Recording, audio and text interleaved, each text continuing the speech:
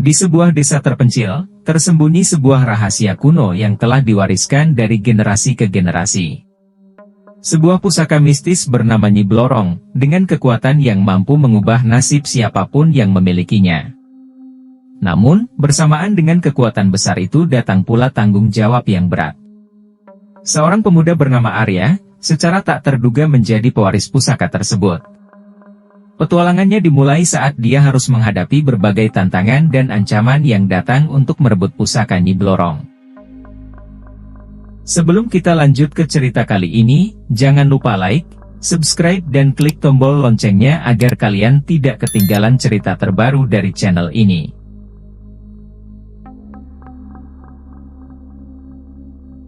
Dengar, nah, pusaka ini bukan sekadar benda kuno. Ini warisan dari nenek moyang kita, Nyi Blorong. Kekuatannya sangat besar, namun juga sangat berbahaya, bisik Nenek Sri, matanya berkaca-kaca menatap pusaka itu. Sebuah kalung antik dengan liontin berbentuk bulan sabit tergores cahaya lilin. Permata merah darahnya seolah berkedip, memancarkan aura mistis yang membuat bulu kudukmu meremang. Kamu, seorang remaja penasaran bernama Arya, takjub sekaligus takut.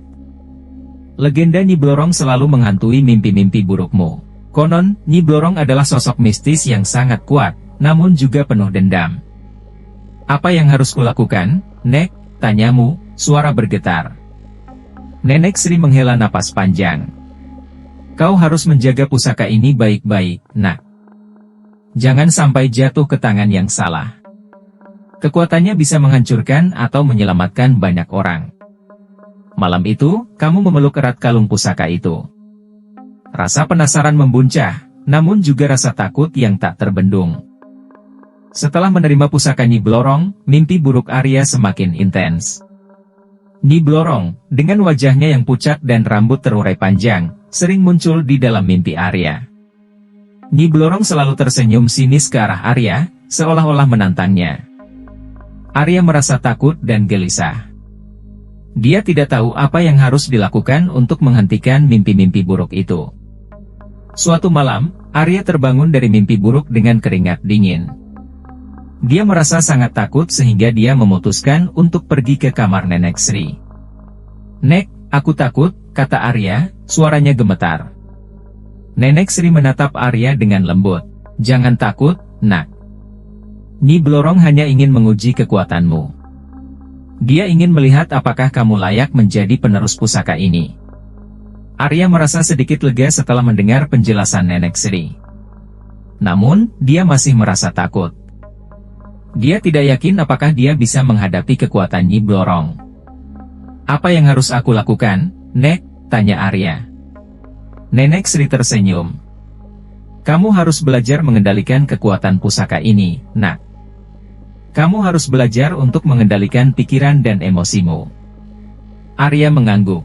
Dia tahu bahwa dia harus belajar mengendalikan kekuatan pusaka Nyi Blorong jika dia ingin menjadi penerus yang layak.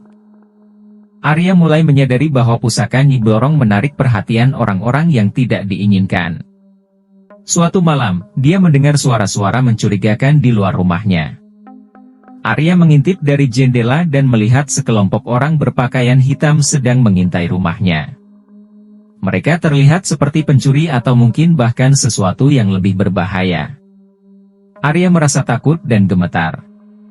Dia tidak tahu apa yang harus dilakukan. Dia tidak bisa membiarkan mereka masuk ke dalam rumah dan mengambil pusaka Nyi Blorong. Arya mengambil pedang pusaka yang selalu disimpan di bawah tempat tidurnya. Dia merasa yakin bahwa pedang itu akan melindunginya dari bahaya. Ketika para pencuri mencoba masuk melalui jendela, Arya langsung menyerang mereka dengan pedang pusaka. Para pencuri terkejut dan berusaha melawan Arya, tetapi mereka tidak mampu mengimbangi kecepatan dan kekuatannya. Arya berhasil mengusir para pencuri dari rumahnya.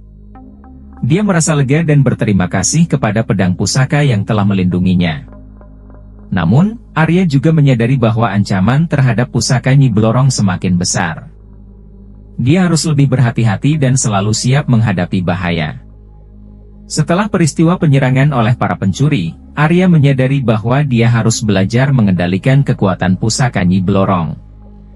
Dia tidak ingin menjadi korban dari kekuatan yang dimilikinya. Arya meminta bantuan Nenek Sri untuk mengajarinya mengendalikan pusaka. Nenek Sri setuju dan mulai mengajarkan Arya berbagai teknik meditasi dan mantra.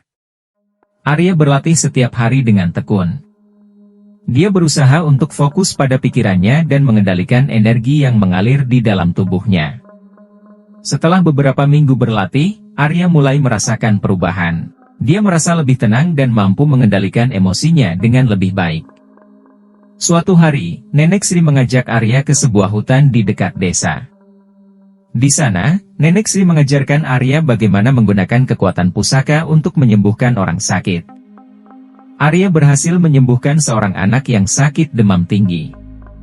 Dia merasa sangat bahagia dan puas karena telah menggunakan kekuatannya untuk membantu orang lain. Arya menyadari bahwa pusaka Nyi Blorong tidak hanya dapat digunakan untuk menghancurkan, tetapi juga untuk membantu dan menyembuhkan. Dia merasa semakin bertanggung jawab untuk menjaga pusaka ini. Arya telah berhasil mengendalikan kekuatan pusaka Nyi Blorong.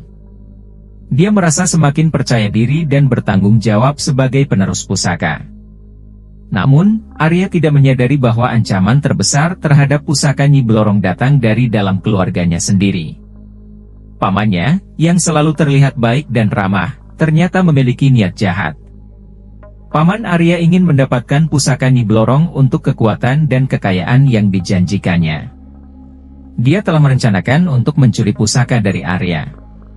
Suatu malam, ketika Arya sedang tidur, pamannya masuk ke kamarnya. Dia mencoba mengambil pusaka dari leher Arya, tetapi Arya terbangun dan melihatnya.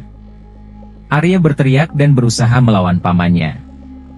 Mereka terlibat dalam pertarungan yang sengit. Arya menggunakan kekuatan pusaka untuk melawan pamannya. Akhirnya, Arya berhasil mengalahkan pamannya. Dia merasa lega dan marah sekaligus. Dia tidak pernah menyangka bahwa pamannya akan mengkhianati keluarganya. Arya menyadari bahwa ancaman terhadap pusaka Nyi Blorong tidak hanya datang dari luar, tetapi juga dari dalam. Dia harus selalu waspada dan siap menghadapi bahaya. Arya telah berhasil mengalahkan pamannya, namun ancaman terhadap pusaka Nyi Blorong belum berakhir. Seorang penyihir jahat bernama Ki Ageng Suro telah mendengar tentang kekuatan pusaka tersebut. Dia ingin mendapatkan pusaka untuk meningkatkan kekuatannya dan menguasai dunia. Ki Ageng Suro mengirim pasukannya untuk menyerang desa Arya. Mereka berusaha merebut pusaka Nyi Blorong dengan paksa. Arya dan warga desa bersatu untuk melawan pasukan Ki Ageng Suro. Mereka menggunakan segala kekuatan yang mereka miliki untuk mempertahankan desa mereka. Arya menggunakan kekuatan pusaka Nyi Blorong untuk mengalahkan pasukan Ki Ageng Suro.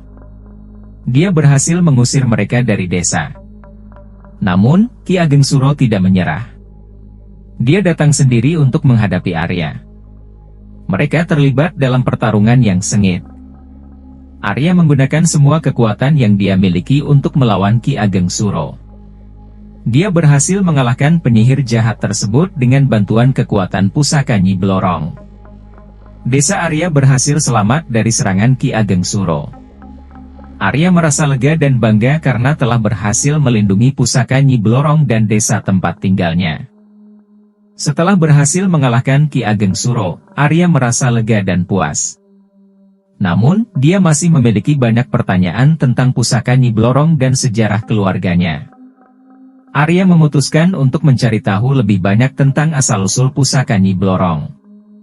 Dia pergi ke perpustakaan desa untuk mencari informasi tentang Nyi Blorong. Arya menemukan sebuah buku kuno yang menceritakan tentang Nyi Blorong.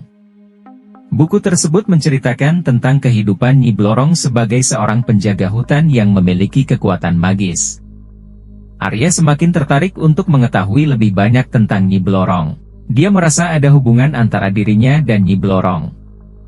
Arya memutuskan untuk mengunjungi tempat di mana Nyi Blorong diyakini tinggal.